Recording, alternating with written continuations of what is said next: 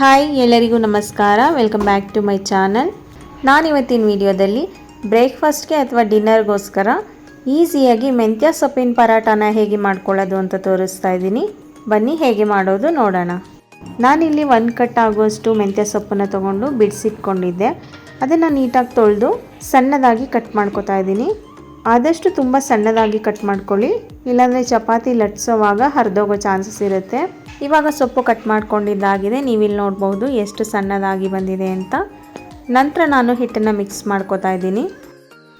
ಒಂದು ಮಿಕ್ಸಿಂಗ್ ಬೌಲ್ಗೆ 2 ಕಪ್ ಗೋಧಿ ಹಿಟ್ಟು, 1 ಸ್ಪೂನ್ ಶುಂಠಿ ಬೆಳ್ಳುಳ್ಳಿ ಪೇಸ್ಟು, ಹಾಗೆ ಕಟ್ ಮಾಡಿ ಇಟ್ಕೊಂಡಿರೋ ಮೆಂತ್ಯ ಸೊಪ್ಪು, 1 ಸ್ಪೂನ್ ಚಿಲ್ಲಿ ಪೌಡರ್, ಅರ್ಧ ಸ್ಪೂನ್ ಗರಂ ಮಸಾಲ, ರುಚಿಗೆ ತಕ್ಕಷ್ಟು ಉಪ್ಪು, 1 ಸ್ಪೂನ್ ಜೀರಿಗೆ ಪುಡಿ, 2 ಸ್ಪೂನ್ ಎಣ್ಣೆ, ಹಾಗೆ ನೀರನ್ನು ಹಾಕ್ಕೊಂಡು ಮಿಕ್ಸ್ ಮಾಡ್ಕೋಬೇಕು. ನೀರನ್ನು ಸ್ವಲ್ಪ ಸ್ವಲ್ಪನೇ ಹಾಕ್ಕೊಂಡು ಹಿಟ್ಟನ್ನು ಕಲಿಸ್ಕೊತಾ ಇದ್ದೀನಿ. ನಾವು ನಾರ್ಮಲಾಗಿ ಯಾವ ರೀತಿ ಚಪಾತಿ ಹಿಟ್ಟನ್ನು ಕಲಿಸ್ಕೊತೀವಿ ಅದೇ ರೀತಿ ಕಲಿಸ್ಕೋಬೇಕು.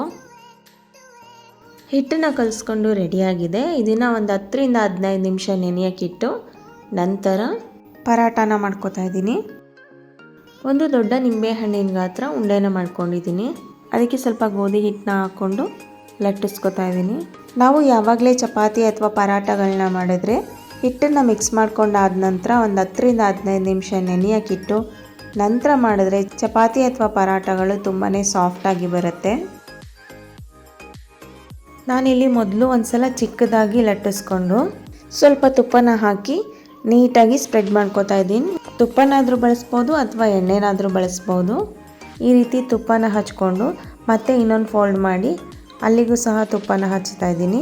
ನಾವು ಈ ರೀತಿ ಮಾಡ್ಕೊಳ್ಳೋದ್ರಿಂದ ಚಪಾತಿ ತುಂಬಾ ಸಾಫ್ಟಾಗಿ ಬರುತ್ತೆ ಮತ್ತು ತಿನ್ನೋಕ್ಕೂ ತುಂಬ ಚೆನ್ನಾಗಿರುತ್ತೆ. ನೀವಿಲ್ಲಿ ನೋಡಿದ್ರಲ್ಲ, ಸ್ವಲ್ಪನೇ ಹಾಕಿಬಿಟ್ಟು ಫುಲ್ಲು ಸ್ಪ್ರೆಡ್ ಮಾಡಬೇಕು. ಇವಾಗ ಮತ್ತೆ ಇನ್ನೊಂದು ಫೋಲ್ಡ್ನ ಮಾಡಿ ಲಟ್ಟಿಸ್ಕೊತಾ ಇದ್ದೀನಿ.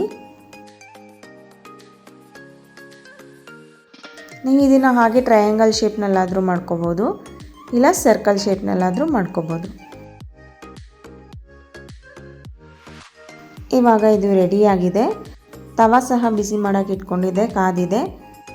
ನಂತರ ಪರಾಟಾನ ಹಾಕಿ 2 ಸೈಡು ಎಣ್ಣೆ ಅಥವಾ ತುಪ್ಪ ಹಾಕಿ ಬೇಯಿಸ್ಕೊಂಡ್ರೆ ಮೆಂತ್ಯ ಸೊಪ್ಪಿನ ಪರೋಟ ರೆಡಿಯಾಗುತ್ತೆ.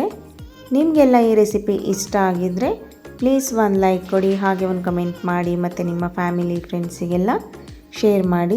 ಹಾಗೆ ನೀವಿನ್ನೂ ನನ್ನ ಚಾನಲ್ಗೆ ಸಬ್ಸ್ಕ್ರೈಬ್ ಆಗಿಲ್ಲ ಅಂದರೆ ದಯವಿಟ್ಟು ಸಬ್ಸ್ಕ್ರೈಬ್ ಮಾಡ್ಕೊಳ್ಳಿ. Thank you.